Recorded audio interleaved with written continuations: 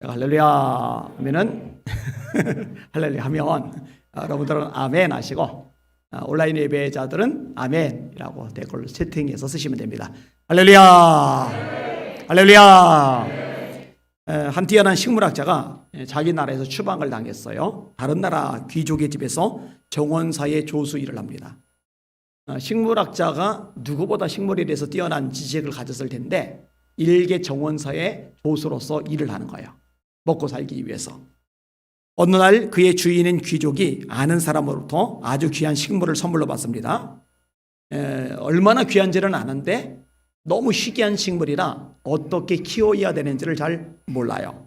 그래서 정원사의 우두머리격 되는 사람이 그 식물을 나름대로 돌봅니다. 이거는 아무래도 열대 식물 같아. 우리 지역 식물의 모양은 아니야. 그럼 열대 식물답게 환경을 따뜻하게 만들어줘야지. 그런데요, 온실 속에 놓고 잘 키우는데 정성을 다하는데 이 온실 속의 식물이 점점 죽어나가는 거예요. 난처해진 거죠. 조수 일을 맡아보던 식물학자가요, 자기가 식물을 한번 보겠다고 요청을 합니다. 허락을 받아요. 그리고 살펴보니까 북극의 식물인 거예요. 여러분, 북극에도 식물 나는 거 아시죠?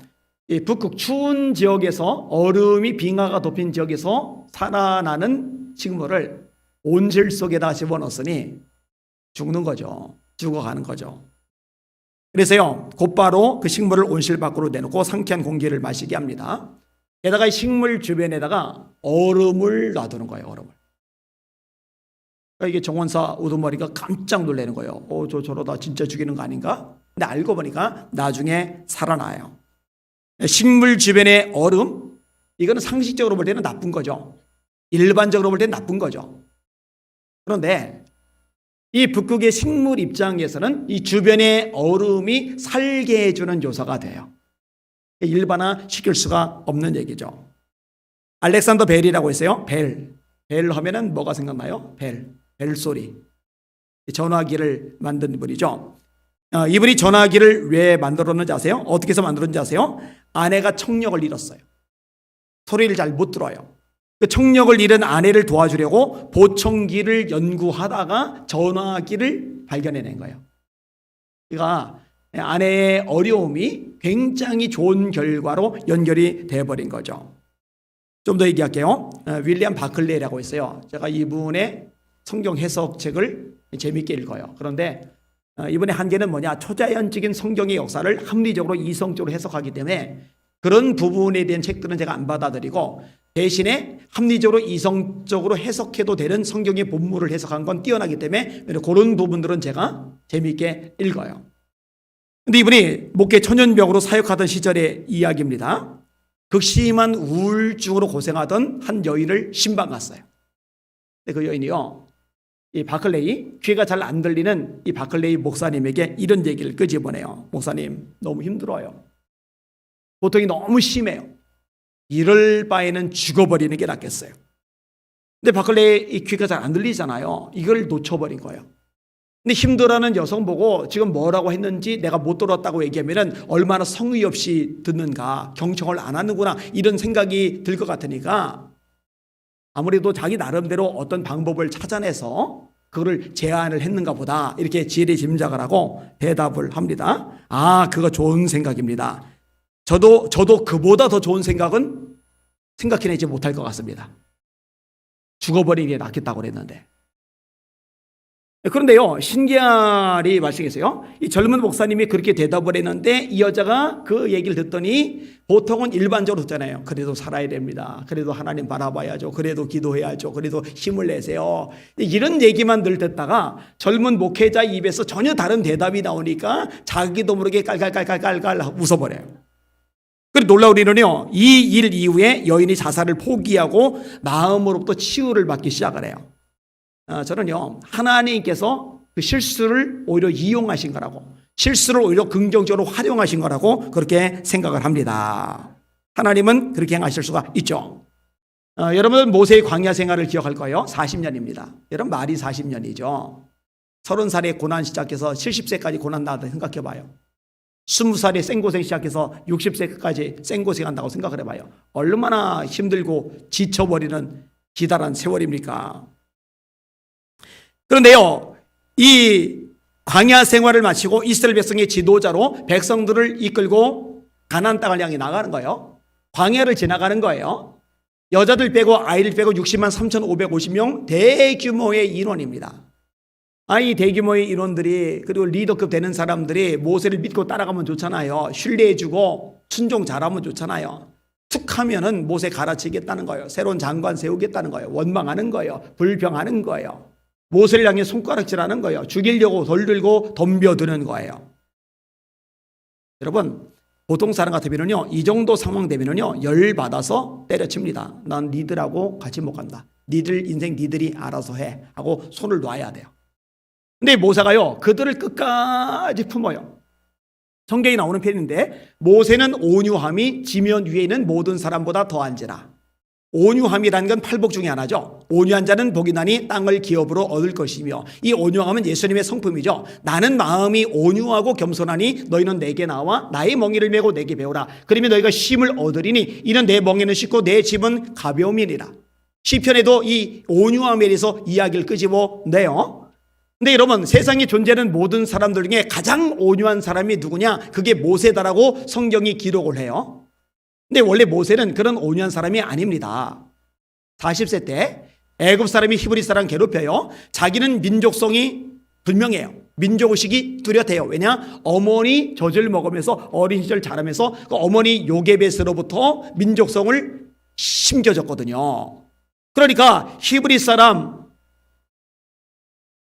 자기 동족인데 저 애굽인에서 학대를 당하는 걸 보니까 견디질 못하는 거예요. 좀 보다 큰 그림을 그리면 좋잖아요, 그죠? 그때 자기가 그 애굽 사람을 쳐 죽여버리면은 큰 그림 그리기가 어렵잖아요. 그냥 한 명 죽이고 끝나는 거죠. 그런데 그럴 겨를이 없어요. 그냥 냅다 쳐서 죽여버리고 모래 밑에 감춰버리고, 이게 들통나서 바로가 죽이려고 그러니까 도망가서 그 다음에 미디안 광야 40년을 보낸 거잖아요.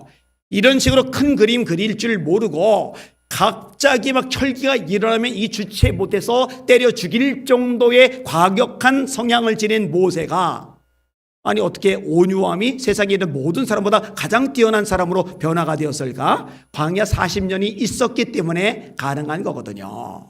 여러분, 최악인데 지금 언급한 것들 안 좋은 것들이잖아요. 근데 안 좋은 것들인데 이 안 좋은 것들을 하나님이 만지셔서 가장 좋은 것들로 바꿔나가신다는 거, 이거 여러분 인정하시고 믿으실 수 있기를 주님의 이름으로 축원합니다.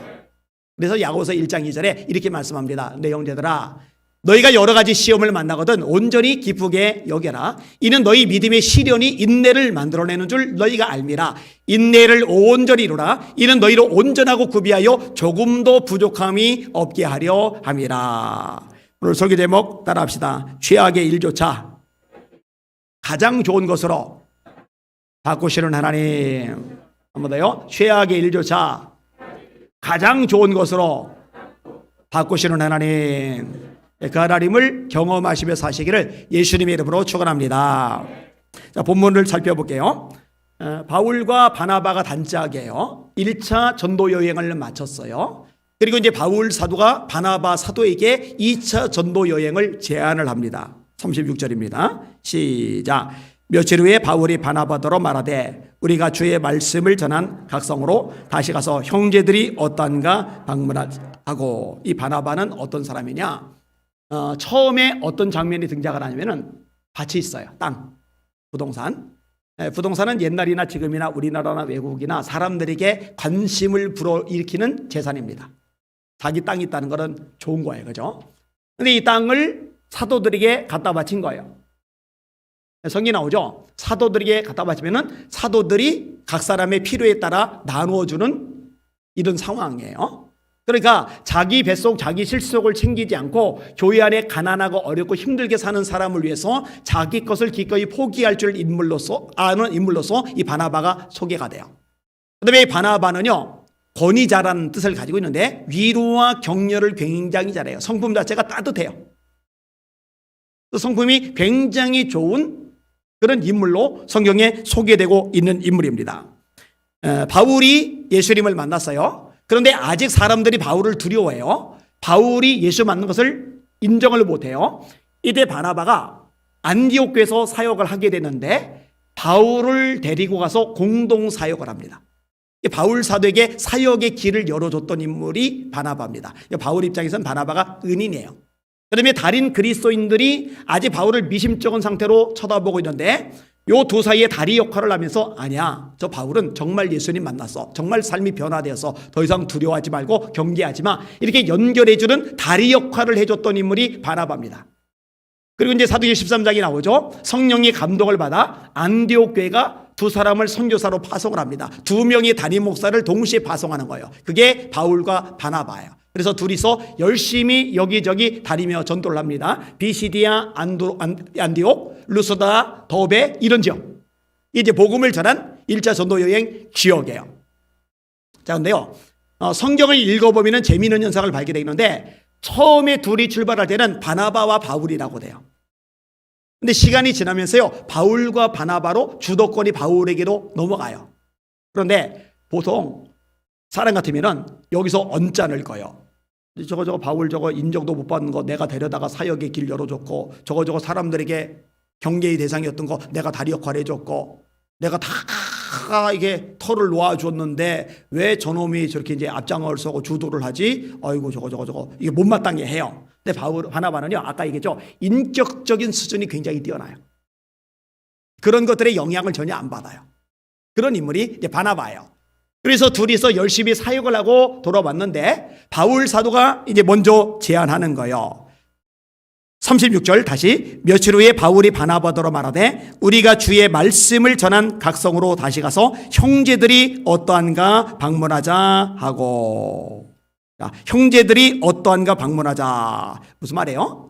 복음을 전해서 예수님을 믿어서 성도들이 된 형제들이 있는데 그들이 신앙생활을 그대로 유지하고 있는지 아니면 신앙이 약해져 있는지 이게 너무너무 궁금한 거예요. 그럼 바울은요, 요때부터 그리고 마지막까지 한 영혼을 향한 열정이 굉장히 뜨거워요. 바울 서신을 읽어봐도 마찬가지입니다. 고린도서 11장에 보면은요, 바울이 당한 고난의 이야기가 많이 나와요. 여기 보면은요, 피투성이 되도록 매를 맞아요. 40에 하나 감한 매를 5번 맞습니다. 3번 태장으로 맞습니다. 그런데 이게 몸이 엉망진창이 되도록 두들겨 맞으면서도 이것 때문에 뭐 절망과 좌절에 빠지고 실망하고 탄식하고 이런 장면이 없어요. 그 다음에 일주일 동안 바다에 떠다니는 것을 경험을 합니다. 파선을 한 거죠. 뗏목 같은 거, 나무 같은 거 잡고서 무리를 떠다닌 거죠. 저체온적으로 죽지 않은 것은 하나님이 사명이기 때문에 살려주셨기 때문이지, 추운 건 추운 거죠. 배고픈 건 배고픈 거죠. 잠이나 제대로 자겠어요? 이거 잡고 있던 거 놓치면 물속에 가라앉아 버릴 텐데 일주일 동안 물에 떠다녔으니까 얼마나 고생을 많이 합니까? 거짓 형제 중에 위험을 당합니다. 예수님을 믿는다고 해서 믿는 줄 알았는데 알고 보니까 믿는 척한 것이지 해코지 않은 사람이에요. 이런 사람들 때문에 어려움과 고생을 당하는 거예요. 여러 번 굶고 춥고 헐벗어노라. 한두 번이 아니에요. 여러 번 굶고 춥고 헐벗어노라. 그런데요, 이런 것들에 영향을 받거나 투덜댄 적이 없어요. 바울이 이렇게 말합니다. 내가 비천에 처할 줄 알고 풍부에 처할 줄도 알아. 모든 일에 배부름과 배고픔과 풍부와 궁핍에도 처할 줄 아는 일체의 비결을 배웠노라. 내게 능력 주시는 자 안에서 내가 모든 것을 할 수 있느니라. 있으면 누리면서 감사할 줄 아는 바울이고 없으면 없는 대로 자족할 줄 아는 바울이고, 그래서 자족하기를 배웠다. 이 배웠다라는 표현이 2번이나 반복해서 나와요. 따라합시다. 자족하기를 배웠다. 이게 굶는다고 춥다고 헐벗었다고 이런 것들 때문에 아우 내가 주의 일 열심히 하는데, 내가 이렇게 기도 생활 열심히 했는데, 내가 충성하며 봉사하는데 왜 이렇게 배고파야 되지? 왜 이렇게 헐벗어야 되지? 내가 왜 이렇게 추위에 떨어야 되지? 아우 이게 뭐야, 하나님은 왜 안 도와주시오? 왜 하나님은 나를 공급해 주지 않으시는 거야? 이런 게 없는 거예요. 그냥 자족해버리는 거예요. 그 방법을, 그 비결을 배워버렸다는 거예요. 내게 능력 주시는 자리에서 내가 모든 것을 할 수 있다. 그 말은 슈퍼맨이 돼서 놀랍고 위대하고 기가 막힌 일을 한다라는 얘기가 아니라 좋으면 좋은 대로 어려우면 어려운 대로 이 모든 상황 속에서 자기 자신이 컨트롤되는 상태, 다스려지는 상태, 만족하며 감사하는 상태, 이게 가능해진 수준이 되었다. 그걸 얘기하는 거거든요. 그 구절이 자꾸 잘못된 방향으로 해석이 되고 있어요. 빌립보 4장의 내용은 슈퍼맨 그런 개념이 절대로 아닙니다. 자, 그런데요, 이런 바울이 힘들어하는 건 정작 뭐냐? 오히려 이런 거 다 괜찮아. 매만 것도 괜찮고 굶주린 것도 괜찮고 추운 것도 괜찮고 거짓 형제 중에 위험도 괜찮고 다 괜찮아? 이런 건 괜찮아. 오히려 날마다 내 속에 눌리는 것이 있으니 곧 모든 형제를 위하여 근심하는 것이라. 누가 실족하면 내가 애타하지 않더냐. 한 영혼을 향한 관심이에요. 여러분, 이런 모습 모든 그리스도인들이 배우고 닮아가야 됩니다. 제가 여기는 여러분이 그렇게 되실 수 있기를 주님의 이름으로 축원합니다. 봐요. 한 100만 원 얻으려고, 한 500만 원 얻으려고, 한 1000만 원 얻으려고 얼마나 많은 대가를 우리가 지불합니까? 그죠? 그런데 우리는 알잖아요. 우리 주님이 한 영혼을 천하보다 귀하게 여기신다고 하는 거. 그리고 우리도 고백하잖아요. 한 영혼이 천하보다 귀하다고 하는 거. 그런데 500만 원을 벌기 위해서 1000만 원을 벌기 위해서 애를 쓰는 것, 수고하는 것만큼 한 영혼이 주님 앞에 돌아오도록 하는데, 한 영혼이 연약하고 힘든 그 영혼이 위로와 용기를 얻게 하는데 우리는 얼마만큼의 시간과 에너지와 물질과 우리의 삶의 동력을 사용하고 있느냐 하는 거죠. 이거 점검해 볼 필요가 있어요. 우리 예수님이 스가성에서 피곤하신데 여인이 물동이 메고 나오니까 대화를 나누세요. 우리 예수님이 제자들과 더불어 피곤한데 그 한밤에 배를 타고 걸어서 귀신 들린 사람 하나를 만나러 가세요. 예수님이 전날부터 생고생을 하시고 매를 맞았고 가시면류관 썼고 이제 십자가에 매달려 너무 고통 속에 힘들어하는데 우편 강도가 말 거는 거 받아주면서 네가 오늘 밤 나와 함께 낙원에 있으리라 이렇게 말씀하세요. 우리 주님, 우리 모델이신 예수님께서 그렇게 하신다면 그분의 종 따윈 우리가 돈의 가치보다는 한 영혼의 가치를 더 크게 두고 여기에 우리 모든 걸 쏟아붓는 게 마땅하잖아요. 그렇게 살아가는 저와 여러분들 되시기를 주님의 이름으로 축원합니다. 이런 원리를 실천하면요, 사실 이 삶의 우선순위가 많이 정리해져요. 제가 지난주에 무리가 돼서 이번 주에 이제 고생을 했어요. 제 아내도 그렇게 고생을 한 상태에서 이번 주에 저를 창원에 데려다 주고 와가지고 몸이 엉망이 됐어요. 이 등이 너무 아파가지고 기도하다가 이 등을 펴지를 못할 정도로 아파가지고 너무 아파가지고 운전을 너무 오래 하니까. 근데 그 전주에 제가 대전 갔다 왔죠. 대구 갔다 왔죠. 파주 가서 설교를 했죠. 그러고서 토요일 날 이제 설교 준비에 집중을 해야 되는데 우리 교회 권사님, 홍정현 권사님 부친상이 난 거예요. 근데 전화 통화를 했는데 체해가지고 음식을 못 드신다는 거예요. 두통이 심하시다는 거예요. 우리 교회는 지난주에 등록을 했어요. 한 교회에 열심을 내다가도 그 교회를 떠나면 떠난 교인에 대해서는 그 교회에서 신경 생각보다 안 씁니다. 그리고 우리 교회 성도들은 이분이 온지 등록한 지 한 주밖에 안 됐기 때문에 이분이 있는지도 모르는 사람들이 대부분입니다. 그러니까 외롭겠다는 생각이 들어요. 이제 꾀가 나요. 내가 오늘 가면 오늘 제주도인데 제주도까지 장례식장을 갔다 오면은 내가 되게 피곤할 텐데 지금 토요일이라 내가 설교 준비해야 되는데, 그때 떠오른 게 이 세 장면, 조금 전에 인용한 수가성의 여인 대하시는 장면, 걸어서 귀신 들린 사람 찾아가시는 장면, 십자가에 매달리신 상태에서 우편강대를 상대하시는 장면이 생각나요. 그게 생각나면 결론이 나는 거예요. 그래서 여보 갔다 오자. 제 아내는 또 제가 말하면 순종을 잘하거든요. 그런데 밤에 갔다가 밤에 오려고 했는데 밤에 가는 비행기는 있는데 갔다가 오는 비행기가 없는 거예요. 그럼 어떻게 해요? 숙소를 하나 마련을 해놔야죠. 그죠? 그래서 밤에 가서 제주도에 사역하는 후배 목사님 보고 운전 좀 해달라고 부탁을 해가지고 그 차 타고 1시간 정도 장례식장까지 가가지고 거기서 이제 기도를 해드리고 다시 와서 숙소에 자고, 그 다음에 새벽에 비행기 타고 와가지고 김포공항에 주차해놓은 차를 타고 와서 주일 오전 예배를 인도를 한 거예요. 그러니까 당연히 피곤할 수밖에 없는 거죠. 그런데 후회는 안 해요. 왜냐? 주님의 말씀을 작은 부분에서라도 실천할 수 있는 기회를 제가 가질 수 있었으니까 이것만으로 감사하고, 주님께서 기뻐하실 생각을 하니까, 주님께서 칭찬하실 생각하니까 그것만으로도 충분히 보상은 이루어지는 거니까. 할렐루야.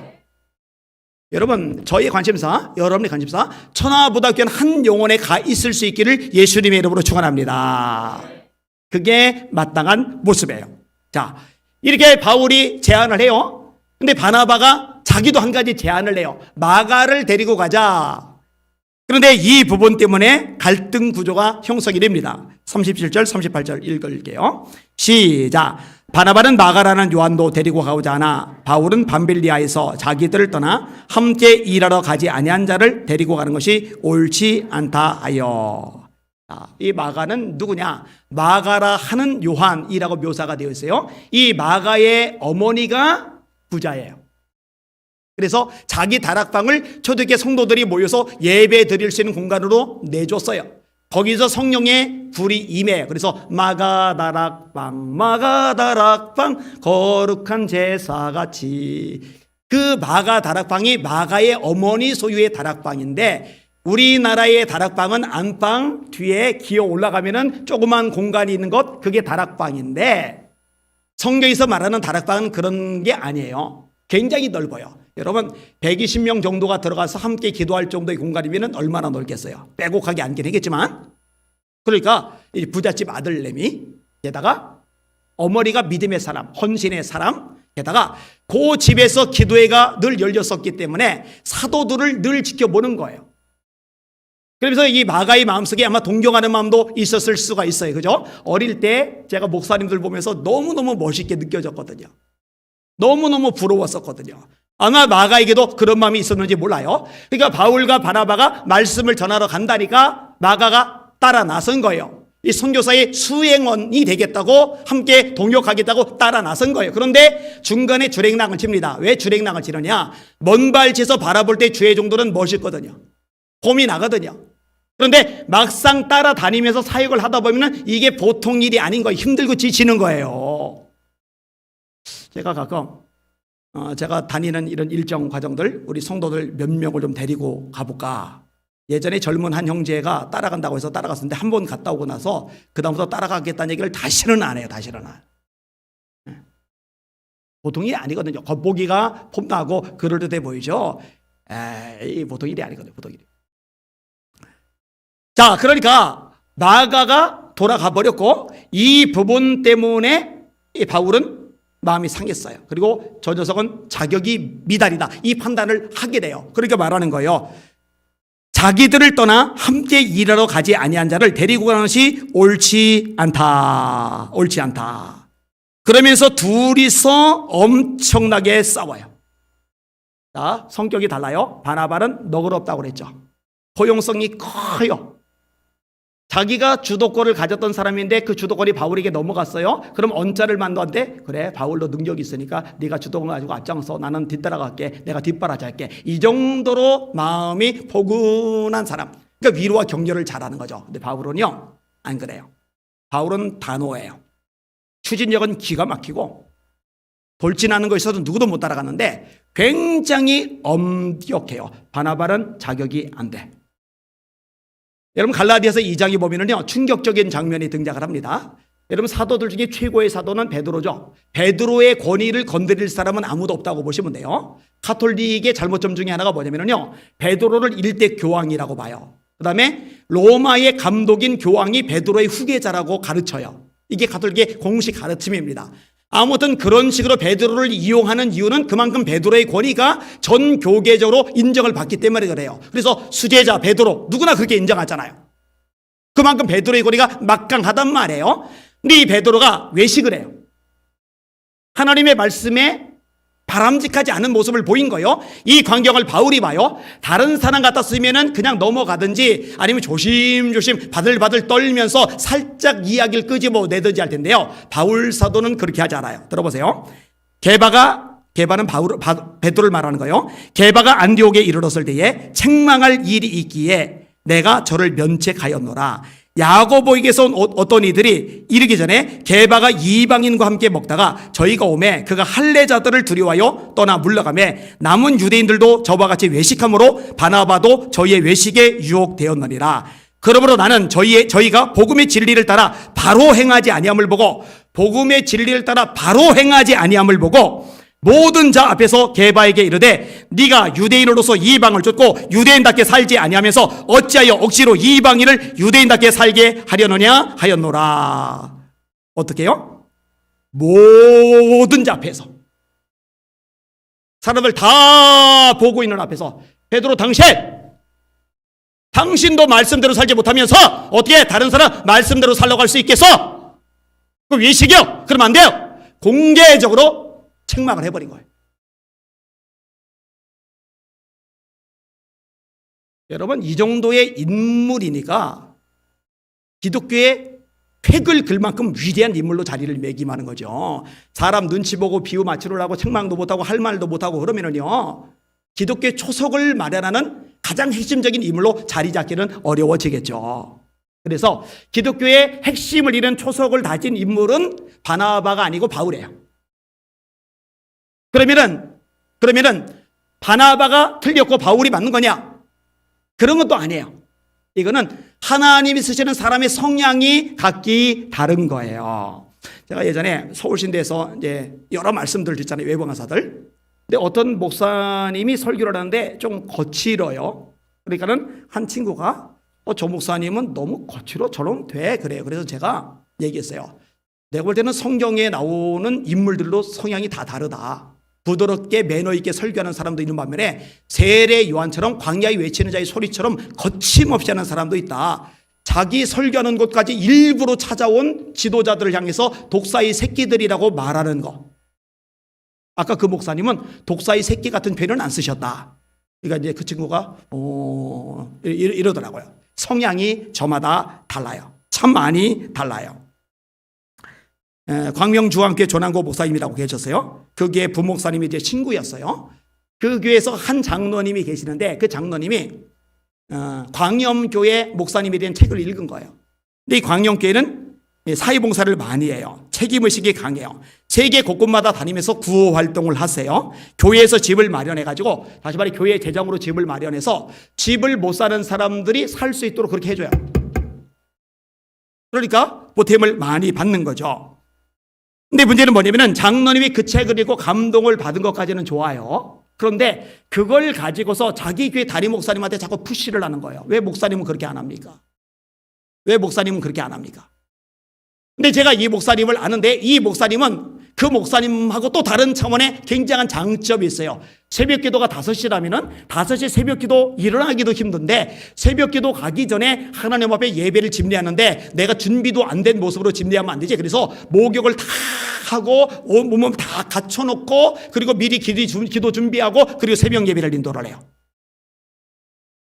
그분처럼 하라고 저한테 요구하면은요, 저는 죽습니다.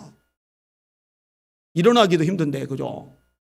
그러니까 하나를 절대화시켜버리면 문제가 발생을 하는 거예요. 하나님이 쓰시는 타입이 각각 달라요. 나는 심었고 아볼로는 물을 줬으되 오직 하나님은 자라나게 하셨나니 심는 이와 물 주는 이는 아무것도 아니로되 오직 자라나게 하시는 하나님뿐이시리라. 할렐루야. 조용길 목사님이라고 계세요. 이분이 장로교에서 목회를 해요. 그러다가 도남동 교회에 청빙을 받았어요. 장로님들이 8개월간 공을 들여서 청빙을 한 거예요. 근데 이분이 교육에 대해서 관심이 많은 분이에요. 다음 세대에서 관심이 많은 분이에요. 미국 뉴저지 초대교회에 있을 때 건축을 하는데 법적으로 문제가 생겼어요. 교회의 규모를 축소를 해야 돼요.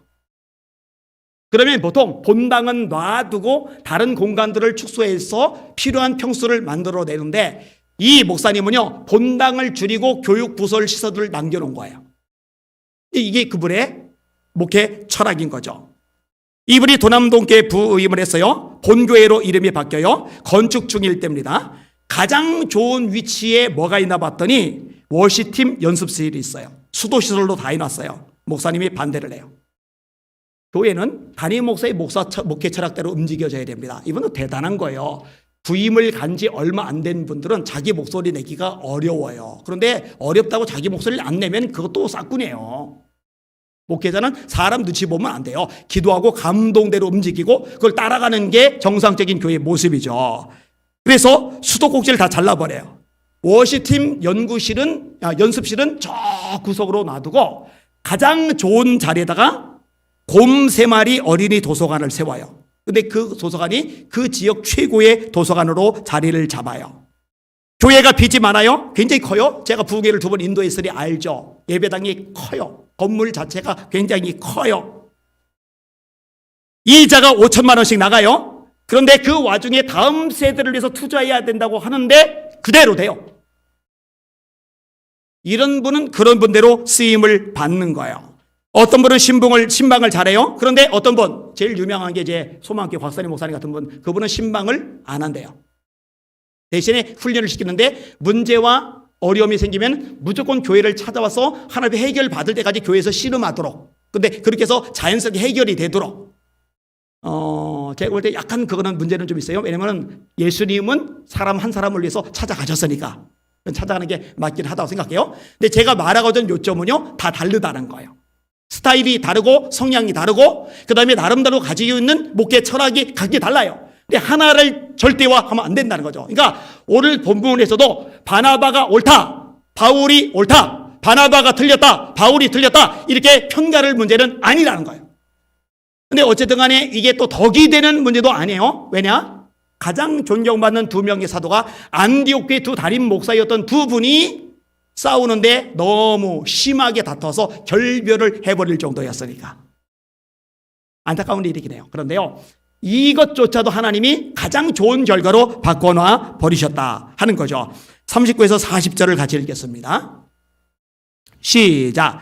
서로 심히 다투어 피차 갈라서리 바나바는 마가를 데리고 배 타고 구브로로 가고 바울은 신라를 택한 후에 형제들에게 주의 은혜 부탁함을 받고 떠나 수리아와 길리기아로 다니며 교회들을 견고하게 하니라. 어떻게 됐어요, 결과가?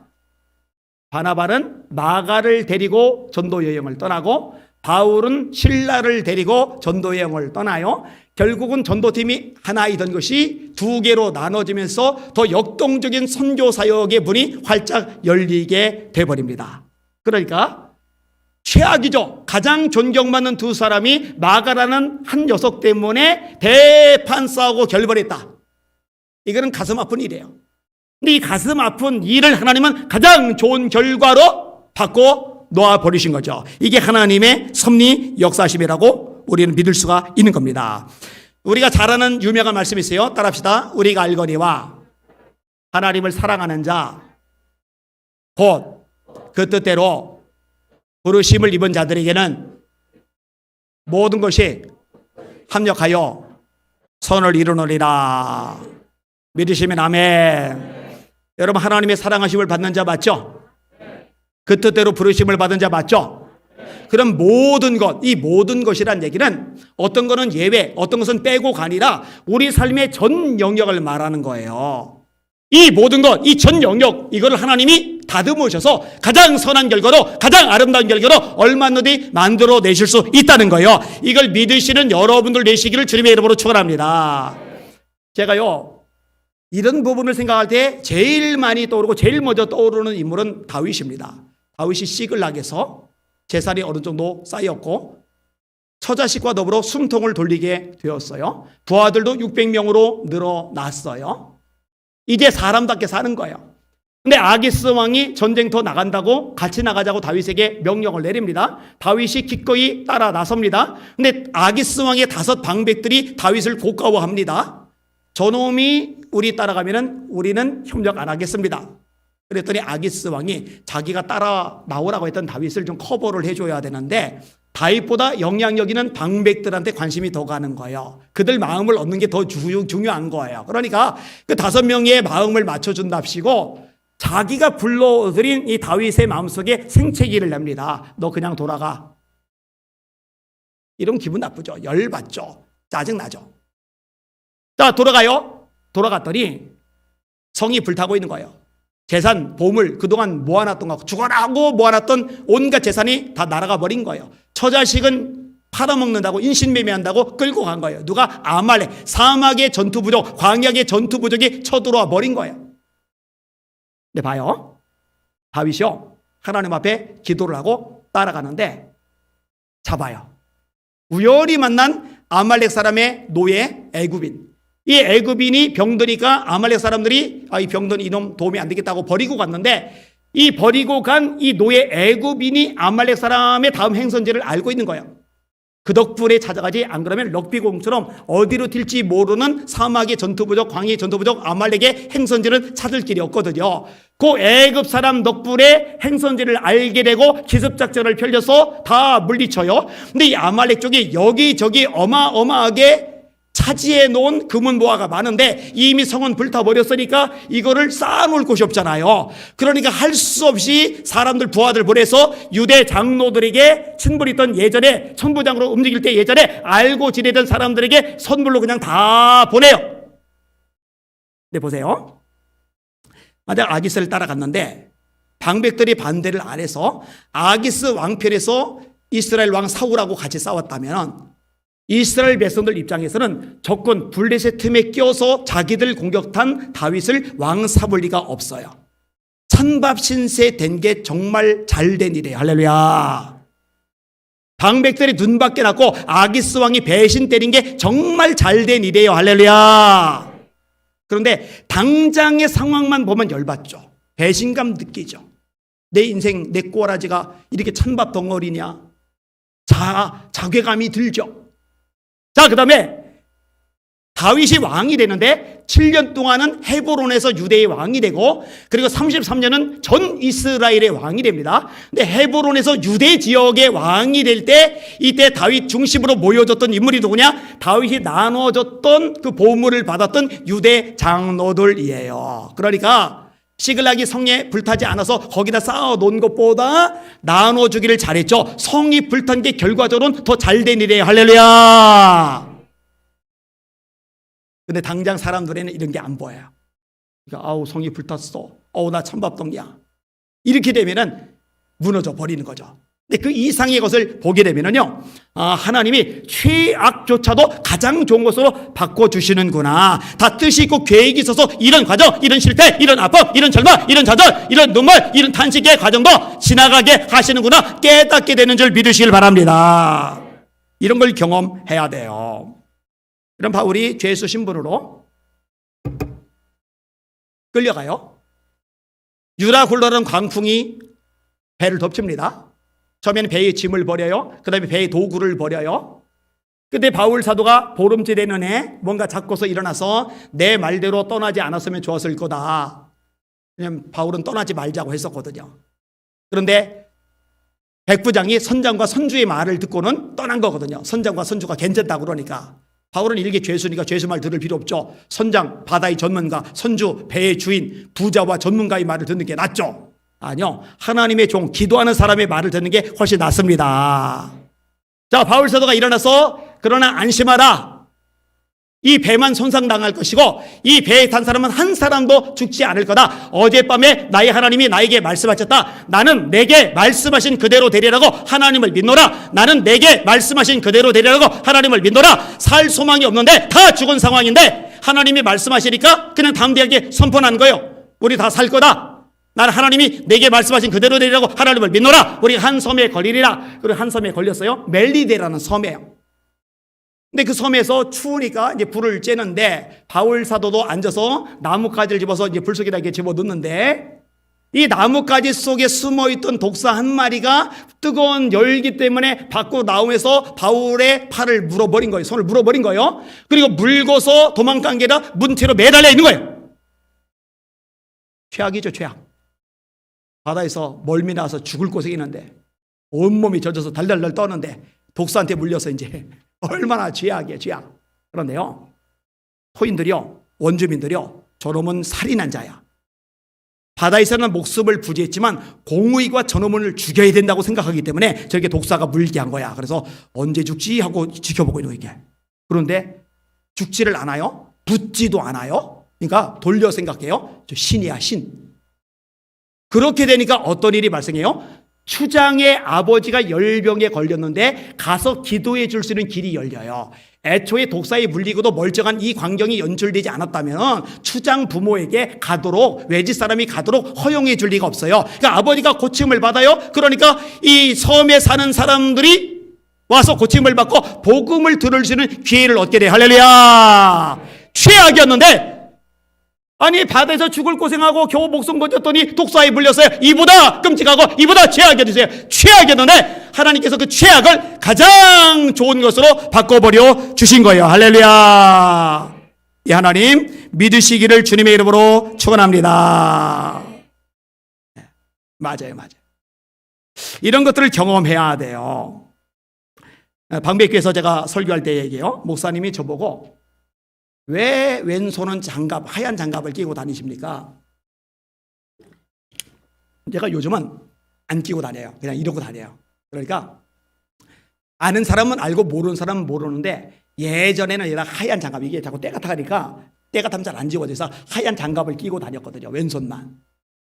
그러니까 이제 목사님이 궁금해서 왼손은 왜 하얀 장갑을 끼고 다닙니까? 그래서 팔이 하나가 없어요. 이 의심이다 했더니 그분이 깜짝 놀라세요. 그러면서 치근하다는 듯이 그냥 연민의 눈으로 저를 쳐다보시는데 저는 그런 눈길 별로 안 좋아하거든요. 그래서 제가 이것 때문에 얻은 것이 너무 많습니다. 그랬어요. 그래서 제가 팔이 하나 없으니까 운동 못하죠. 게다가 내성적이니까 친구들하고 관계도 안 좋죠. 여자친구도 30 넘어갈 때가 아직 한 명도 없죠. 그러니까 하루 종일 혼자 지내야 돼. 혼자. 하루 종일 혼자 지내는데 그때는 스마트폰도 없죠. 그러니까 어떻게 해요? 심심하니까 뭘 해야 돼요? 책을 읽어요. 책을 읽었더니 책이 재밌는 거예요. 책을 읽고 나니까 뭘 쓰고 싶은 마음이 들어요. 그럼 깨작깨작 글을 써요. 그 다음에 성경을 읽어요. 기도를 해요. 그러니까 책 읽고 성경 읽고 글 쓰고 기도하고 책 읽고 성경 읽고 글 쓰고 기도하고 그게 이제 설교의 보탬이 됐고요. 지금 글쓰기의 보탬이 됐고요. 그리고 지금 뭐의 보탬이 되느냐? 유튜브 채널을 운영하는데 굉장히 보탬이 되고 있어요. 여러분 유튜브 채널 때문에 제가 얼마나 기뻐하냐면요. 제가 CTS 두라노 성경교실을 인도했잖아요. 그 두라노 성경교실도 꽤 영향력 있는 프로거든요.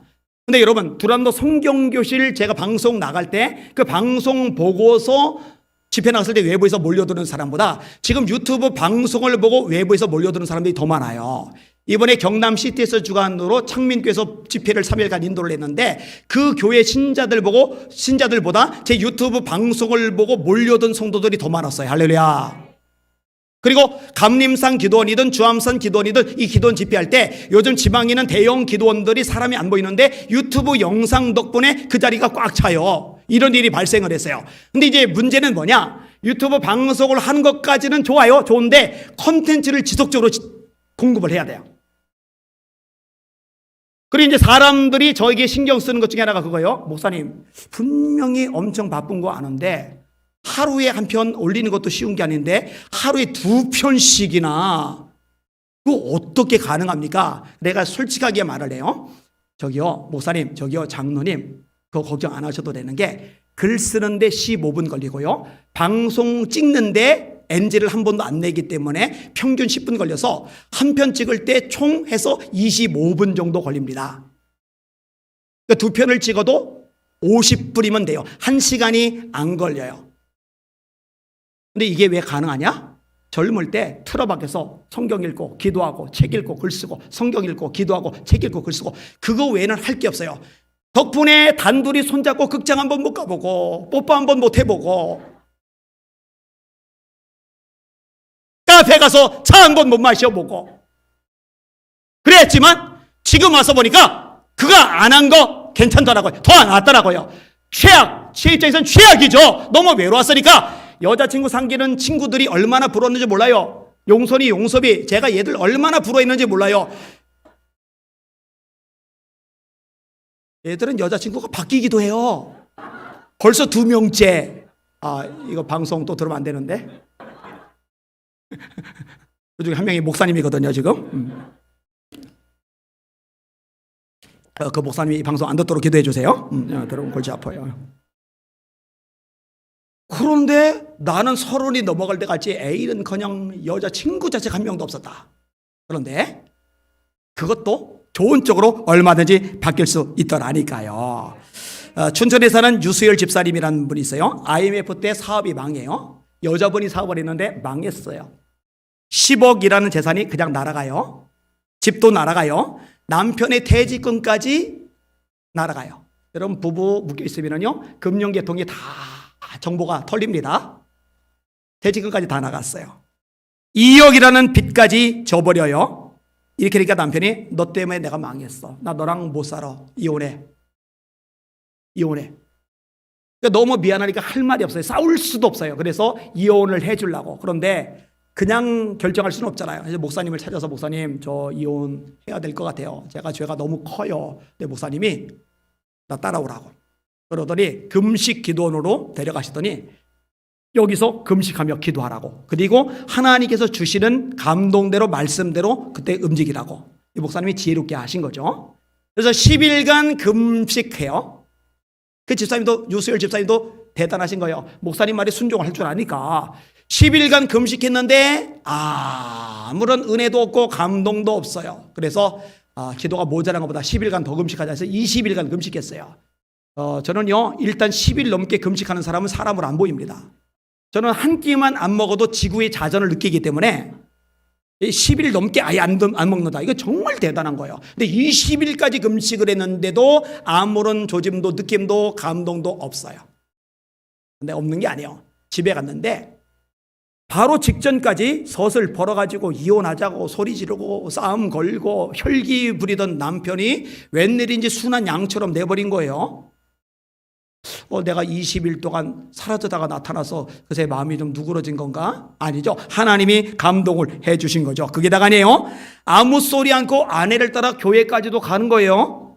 거기다가 아니에요. 기도원까지 따라 올라가는 거예요. 여보, 우리 기도 가서 같이 한번 기도하자 했는데 거기까지 따라 올라간 거예요. 거기서 의뢰를 제대로 받아요. 할렐루야. 이제 2억의 빚이 있잖아요. 너무 쪼들리잖아요. 너무 힘들잖아요. 그런데 이 와중에 남편이 앞장서서 우리 하나님 앞에 감상금하자. 그래서 돈이 어디 있어요? 빡빡 긁고 얻어서 1,000,000원 감상금까지 했어요. 하나님이 역사를 하시는데 오랫동안 팔리지 않던 땅이, 그렇게 내놔도 꿈쩍도 않던 땅이 갑자기 팔리면서 일단 빚 해결, 그리고 나머지 땅에다가 건물을 지었어요. 찜질방과 미용실을 차렸는데 웬일인지 사람들이 몰려드는 거예요. 그러면서 결국 모든 것들이 회복이 돼요. 결국 남편의 믿음까지 부쩍부쩍 자라요. 최악이었는데 최악이었던 이 상황이 오히려 가장 좋은 결과로 바뀌어버린 거예요. 왜? 하나님 앞에 매달려 기도한 덕분에. 우리가 알거니와 모든 사람이 아니에요. 하나님을 사랑하는 자, 하나님을 사랑하는 자, 곧 그때대로 부르심을 입은 자, 곧 그때로 부르심을 입은 자에게는 모든 것이 합력하여 선을 이루느니라. 제가요, 이 유설 집사님처럼 우리 교회 안에 좀 기도하는 사람들이 많아서 얼마나 감사한지 몰라요. 처리하는 분들도 있고 틈마다 와서 기도해요. 우리 효빈이가 미국에서 들어왔잖아요. 방학을 좀 일찍 줘서 들어왔잖아요. 2주 격리하고 나서 이 교회 상황이 이제 궁금한 거예요. 위아래로 둘러보면서 감시를 하는데 왔다 갔다 하더니 내 집은 만민이 기도하는 집이라 그랬나? 왜냐면 2층에도 누가 기도하고 있고 3층에도 누가 기도하고 있고 1층에도 있었나? 그냥 곳곳마다 와서 막 기도를 하고 있으니까 제가 분명히 말씀드립니다. 그렇게 목마름을 가지고 하나님에 매달려 기도하는 여러분들, 하나님을 사랑하는 여러분들, 최악의 상황을 만날지라도 걱정하지 마세요. 하나님이 가장 좋은 것으로 바꿔주실 것입니다. 합력해서 선을 이루게 하실 것입니다. 할렐루야. 믿음대로 될지어다. 믿음대로 될지어다. 믿음대로 될지어다. 마지막 따라합시다. 최악의 일조차 가장 좋은 것으로 바꾸시는 하나님. 그 하나님이 여러분의 아버지라는 거 잊지 않고 힘을 내시고 승리하시고 기도하시는 여러분들 되시기를 예수님의 이름으로 축원합니다. 축원합니다. 아멘. 우리 찬양.